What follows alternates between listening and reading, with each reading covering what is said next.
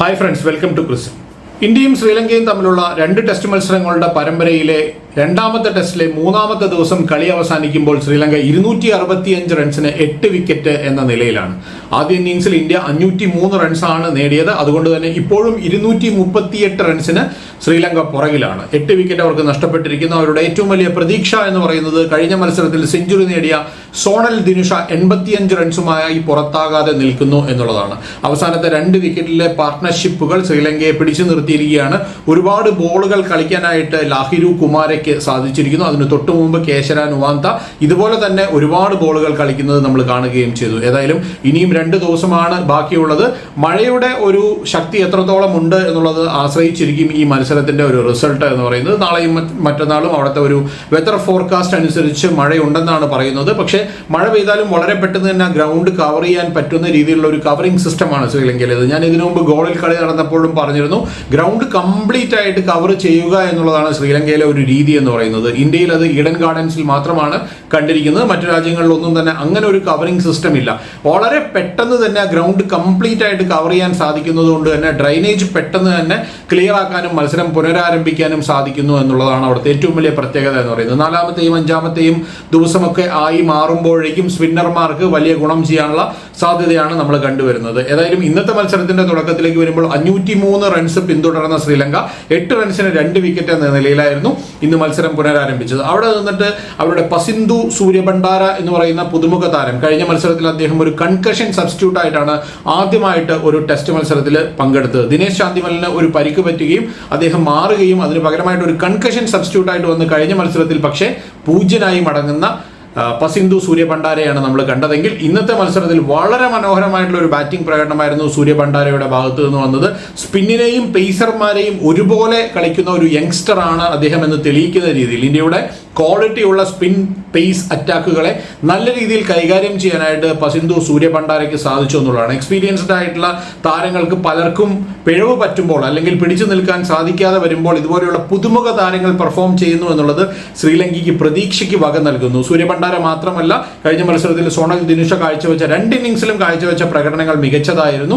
അത് ഈ ഇന്നിംഗ്സിലും അങ്ങനെ തന്നെ തുടരാനായിട്ട് സോണൽ ദിനുഷയ്ക്ക് സാധിക്കുന്നു. ഇന്നത്തെ മത്സരം അവസാനിക്കുമ്പോൾ 85 റൺസുമായി അദ്ദേഹം പുറത്താവാതെ നിൽക്കുകയാണ്. ഇങ്ങനെയുള്ള പിച്ചുകളിൽ കളിക്കുമ്പോൾ സോളിഡ് ആയിട്ടുള്ള ഡിഫൻസ് ഏറ്റവും പ്രധാനപ്പെട്ട കാര്യമാണ്. ഈ ഒരു ടൂറിൽ റൺസ് അടിച്ചിരിക്കുന്ന താരങ്ങളെ എല്ലാവരെയും നോക്കിക്കഴിഞ്ഞാൽ അവരുടെ ഡിഫൻസ് വളരെ സോളിഡ് ആണെന്ന് കാണാനായിട്ട് സാധിക്കും. അത് തന്നെയാണ് പസിന്ദു സൂര്യബണ്ടാരയുടെയും അതുപോലെ തന്നെ സോണൽ ദിനുഷയുടെയും ഏറ്റവും വലിയ പ്രത്യേകത എന്ന് പറയുന്നത്.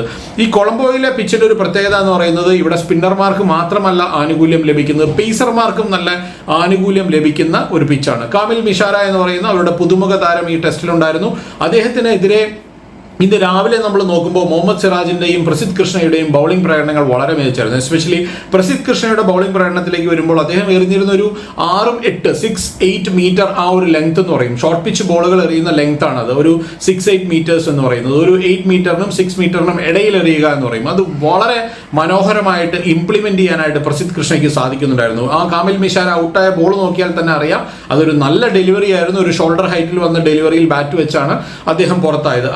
അതിനുശേഷം കാമിന്ദു മെൻഡിസ് ഒരു നല്ല കൂട്ടുകെട്ട് പസിന്ദു സൂര്യബണ്ടാരയുമായി ഉണ്ടാക്കിയിരുന്നു. പക്ഷേ അതിനുശേഷം കാമിന്ദു മെൻഡിസിനെയും ഒരു ഷോർട്ട് പിച്ച് ഡെലിവറിയിൽ തന്നെയാണ് പ്രസിദ്ധ് കൃഷ്ണ പുറത്താക്കിയത്. ഒരു short pitch delivery pull shot കളിക്കാനുള്ള ശ്രമത്തിനിടയിലാണ് കാമിന്ദു മെൻഡിസ് പുറത്തായത്. മനോഹരമായിട്ടുള്ള ഡെലിവറികളായിരുന്നു. അതുപോലെ തന്നെ മുഹമ്മദ് സിറാജിന്റെ ഭാഗത്തേക്ക് വരുമ്പോൾ എപ്പോഴും ഒരു രസികനായിട്ടുള്ള കഥാപാത്രമാണ് മുഹമ്മദ് സിറാജ് എന്ന് നമുക്കറിയാം. കഴിഞ്ഞ ദിവസം അദ്ദേഹം ധ്രുവ് ജൂറൽ സെഞ്ചുറി നേടുമ്പോൾ അദ്ദേഹം കാണിച്ച ഒരു ആഹ്ലാദ പ്രകടനം, ഓപ്പോസിറ്റ് സൈഡിൽ നിന്ന് കാണിച്ച ആഹ്ലാദ പ്രകടനങ്ങളൊക്കെ നമ്മൾ കണ്ടാണ്. അതുപോലെ ബൗളിംഗ് ഡിപ്പാർട്ട്മെന്റിലേക്ക് വരുമ്പോൾ വളരെയധികം സ്ലെഡ്ജ് ചെയ്യുന്ന, രസകരമായി സ്ലെഡ്ജ് ചെയ്യുന്ന ഒരു ബോളറാണ് മുഹമ്മദ് സിറാജ്. ഏത് ബാറ്റർ എന്നൊന്നുമില്ല, വളരെയധികം ഓപ്പോസിറ്റ് ടീമിലെ താരങ്ങളുമായി സംസാരിക്കുകയും അവരെ സർക്കാസ്റ്റിക് ആയിട്ട് സ്ലെഡ്ജ് ചെയ്യാൻ കഴിയുന്ന ഒരു താരമാണ് മുഹമ്മദ് സിറാജ്. ഇന്ന് രാവിലെ തന്നെ കാമിൽ മിഷാരയുമായിട്ടൊക്കെ അദ്ദേഹം ഒരുപാട് ബോൾ ചെയ്തതിന് ശേഷം സംസാരിക്കുന്നതൊക്കെ നമ്മൾ കാണുകയും ചെയ്തതാണ്. ഒരു സർക്കാസ്റ്റിക് ആയിട്ടുള്ള അല്ലെങ്കിൽ പരിഹാസ രൂപേണയുള്ള സ്ലെഡ്ജിങ് ആണ് എപ്പോഴും അദ്ദേഹത്തിന്റെ ഭാഗത്ത് നിന്ന്. വളരെ സീരിയസ് ആയിട്ടുള്ള ഒരു സ്ലെഡ്ജിങ് എന്നതിനെ നമുക്ക് പറയാനായിട്ട് സാധിക്കില്ല. ഏതായാലും ഇന്ത്യൻ നിരയിലേക്ക് വരുമ്പോൾ ഇന്ത്യൻ സ്പിന്നർമാരിൽ അവിടെ മാനവ് സുത്താറിന്റെ പ്രകടനം തന്നെ തന്നെയാണ് ഏറ്റവും മികച്ചു നിൽക്കുന്നത്. മാനവ് സുത്താറിന്റെ സ്പെഷ്യാലിറ്റി നമ്മൾ പറഞ്ഞിരുന്നു, കറക്റ്റായിട്ട് ഒരു ലൈൻ ആൻഡ് ലെങ്ത്തിൽ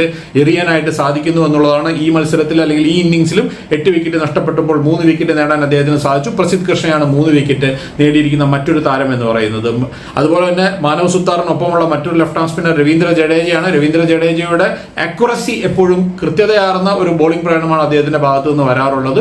ഈ മത്സരത്തിൽ സാരാംശ് ജെയിനും അരങ്ങേറ്റം കുറിച്ചിരിക്കുന്നു. വിക്കറ്റ് നേടാൻ സാധിച്ചില്ലെങ്കിൽ പോലും 18 ഓവറുകൾ മികച്ച രീതിയിൽ ബോൾ ചെയ്യാനായിട്ട് അദ്ദേഹത്തിന് സാധിച്ചു എന്നുള്ളതാണ്. വളരെ ചെറിയ ഒരു ശരാശരിയിൽ മികച്ച രീതിയിലുള്ള ഒരു ബൗളിംഗ് പ്രകടനം കാഴ്ചവെക്കാനായിട്ട് അദ്ദേഹത്തിന് സാധിച്ചിരിക്കുന്നു എന്നുള്ളതാണ്. ശ്രീലങ്ക ഒരു ഘട്ടത്തിൽ നല്ലപോലെ മോശം ആയിട്ടുള്ള ഒരു കണ്ടീഷനിലേക്ക് പോയേനെ, പക്ഷേ ആ ഒരു സമയത്ത് അവസാനത്തെ ആ ഒരു 2 വിക്കറ്റിന്റെ ഒരു കൂട്ടുകെട്ടാണ്. ഞാൻ അതാണ് പറഞ്ഞ കേശര നുവാന്തയുടെ ഒരു ബാറ്റിംഗ് പ്രകടനം. അദ്ദേഹം ഒരുപാട് ബോളുകൾ, എനിക്കൊണ്ട് 70 ബോളുകളോളം കളിച്ചിട്ടാണ് ഔട്ടായത്.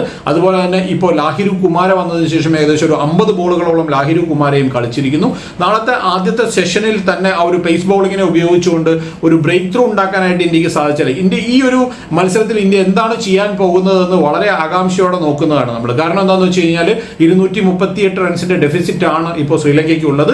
അത് 200 റൺസ് എന്ന് പറയുന്ന ഒരു മാർജിനിൽ നിർത്താൻ പറ്റിക്കഴിഞ്ഞാൽ വേണമെങ്കിൽ ഫോളോ ഓൺ ചെയ്യിപ്പിക്കാം. ഇന്ത്യ ഫോളോ ഓൺ ചെയ്യിപ്പിക്കുമോ അതോ ഇന്ത്യ ബാറ്റ് ചെയ്ത് 4ാമത്തെ ഇന്നിംഗ്സ് അവർക്ക് കൊടുക്കുമോ എന്നുള്ളതാണ്. മേ ബി ഈ ഒരു മത്സരത്തിൽ ഇന്ത്യ അങ്ങനെ ഒരു റിസ്ക് എടുക്കാനുള്ള സാധ്യതയുണ്ടെന്ന് ഞാൻ കരുതുന്നില്ല. കാരണം മഴ പലപ്പോഴായിട്ട് പ്രെഡിക്റ്റ് ചെയ്യുന്നുണ്ട്.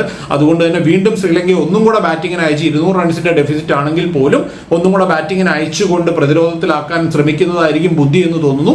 കാരണം എന്ന് വെച്ചാൽ മഴ പെയ്യുകയാണെങ്കിൽ പെട്ടെന്ന് തന്നെ മത്സരം അവസാനിപ്പിക്കേണ്ടി വരും. അങ്ങനെ വന്നു കഴിഞ്ഞാൽ അത് ഡ്രോ ആവാനുള്ള സാധ്യത കൂടുതലാണ്. ഏതെങ്കിലും ഒരു ബാറ്റർ നല്ല രീതിയിൽ ബാറ്റ് ചെയ്താൽ പോലും മത്സരം 2 ദിവസവും മഴയുണ്ടെന്നുള്ള രീതിയിലാണ്, കുറേശ്ശെ മഴയുണ്ടെന്നുള്ളതാണ്.